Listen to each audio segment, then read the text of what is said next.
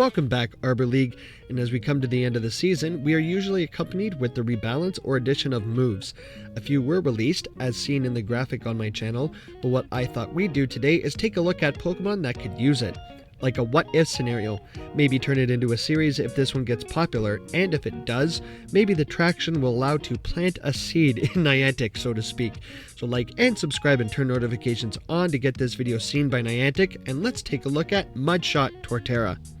Torterra is a grass ground Pokemon, sitting at an extremely low rating of 289 for Master League. The typing of grass ground gives mixed feelings, as other ground types, like Groudon and Landorus, usually do well, despite them being legendaries. Torterra usually does well up against water types, especially part ground ones like Swampert, dealing 4 times effective damage. However, this part ground type cancels out grass's resistance to water, making it neutral, allowing waterfallers like Kyogre and Gyarados to gain an advantage in an otherwise unlikely circumstance.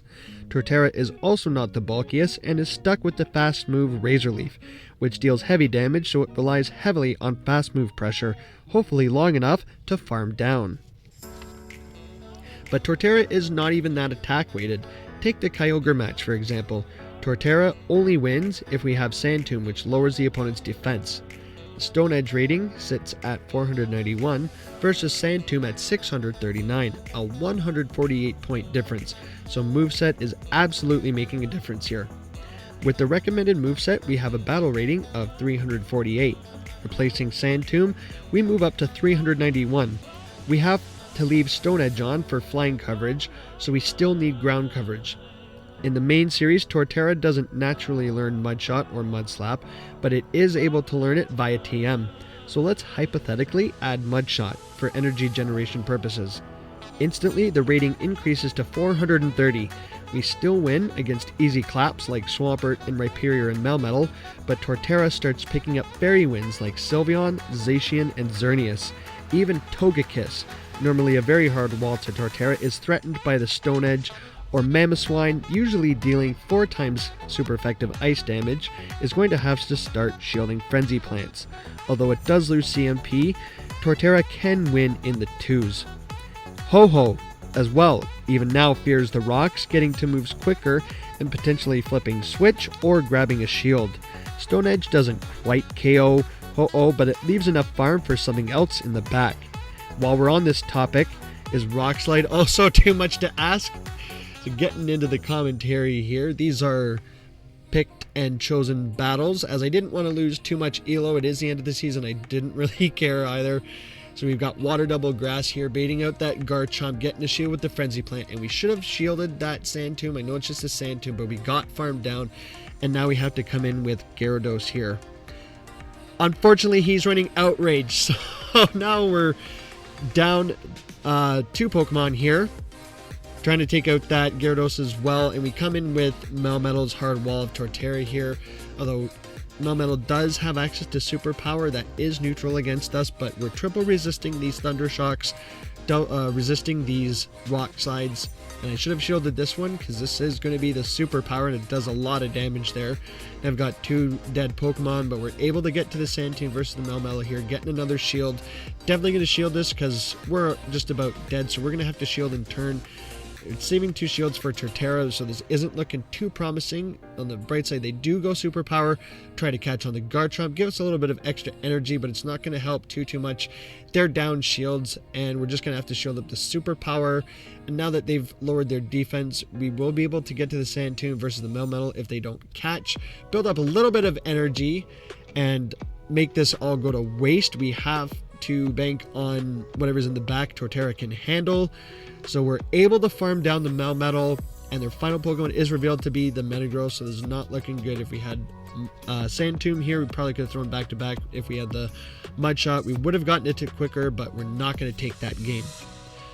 This one, we're just going Grass Double Water. Trying to make Torterra work in the Master League is kind of hard, but up against the Dialga here, the ground should be alright, but we're going to safe swap into Gyarados. They get about 5 Dragon Breaths in, not ideal, but we are able to get to this crunch. Hopefully go for the debuff and some neutral damage against Origin here, see how it takes it. A little bit better than, or a little bit worse than the regular Dialga.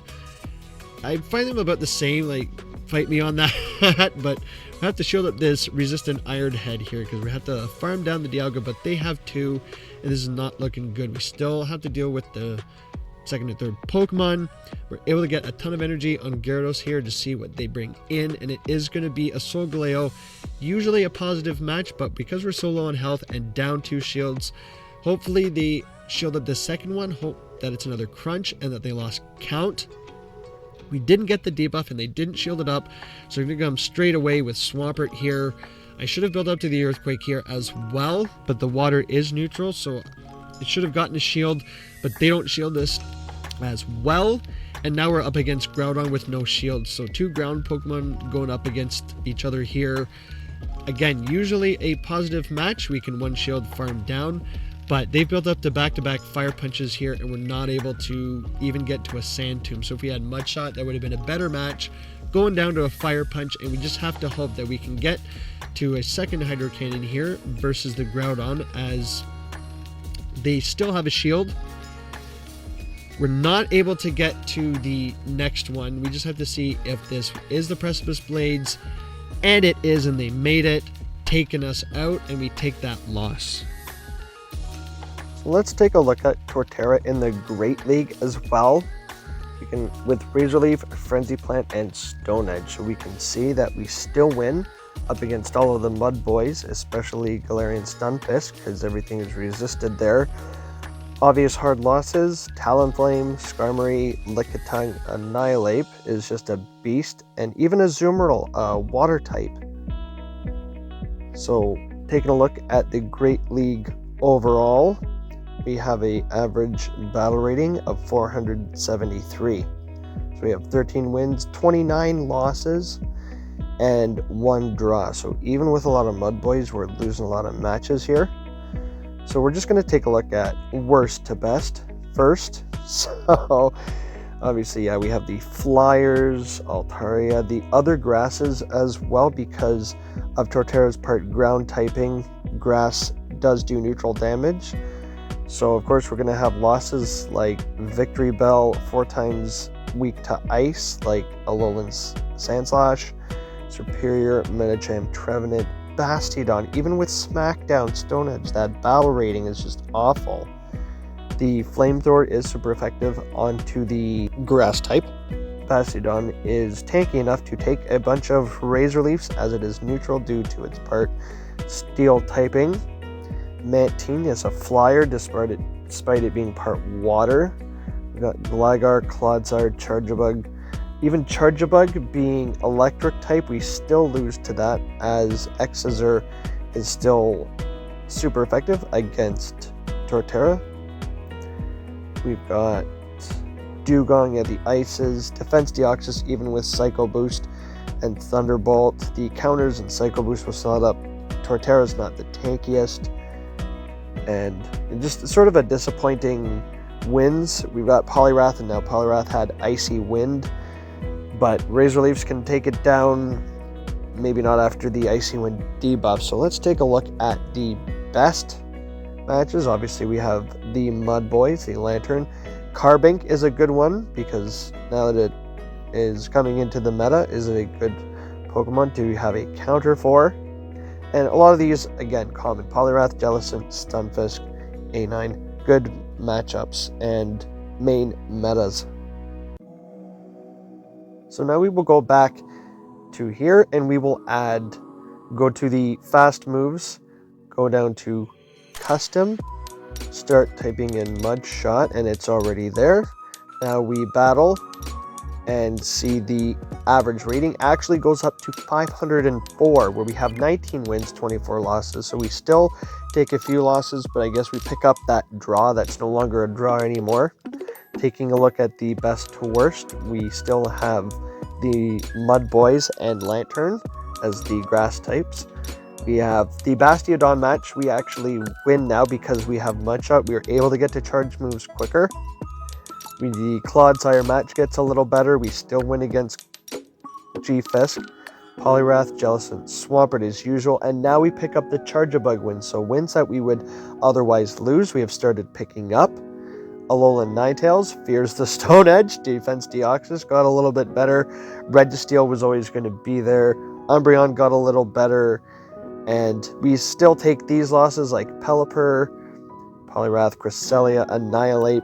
But these numbers have gotten a little higher, so we lose a little less, depending on these circumstances, either due to lag or missed fast moves. Taking a look at the Ultra League here, we're just doing these quickly. My main focus was Master League, but we're taking a look at these other leagues just as a general overview.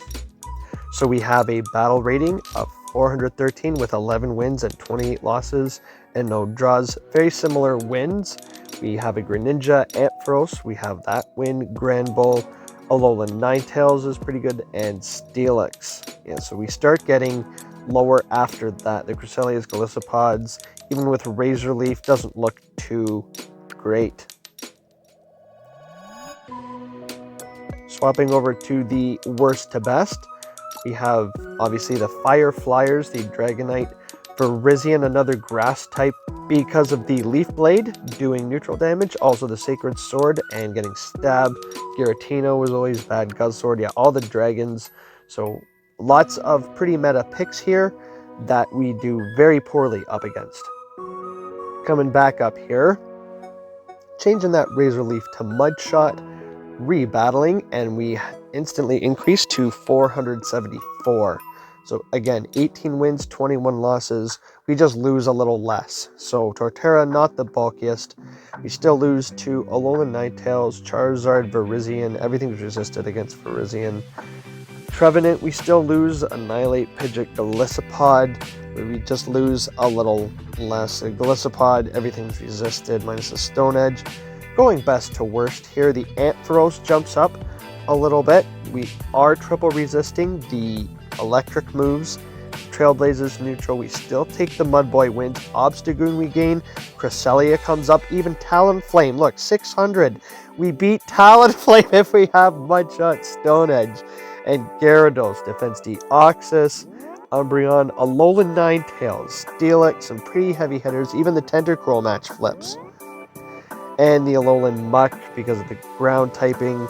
And Greedent is where it starts to go downhill again. But beating Talonflame is a key component here to Torterra having Mudshot. If Torterra ever does get Mudshot, it will definitely help in becoming more of a meta to off-meta pick. With the unique typing and a better energy gaining fast move means Torterra is able to get to charge moves quicker, which are actually pretty decent. Earthquake, Stone Edge, and Frenzy Plant help keep it as an underdog or sleeper cell meta when it gets a better move. Personally, all I think it needs is a better bait move like Rock Slide or a quicker energy gaining move like Mudshot for coverage. What do you guys think? Leave a comment and tell me what you think Torterra needs to become meta. If you enjoyed the content, don't forget to like and subscribe and turn notifications on. Helps keep me in the algorithm and lets you know when I post. Because there will be much more Pokemon Go and TCG content to come. And share my channel with your global friends as I'm trying to grow the channel and want to be seen by a larger audience. And don't forget to check out the Discord where we can stream some sets, play some cards, or hang out and have fun and chat and see insights into my videos and my work. So come join our friendly community. But that's all I've got for today, guys. Thank you again so much for watching. I've been ArborAndy. Keep your sticks on the ice, and I'll see you buds in the next one.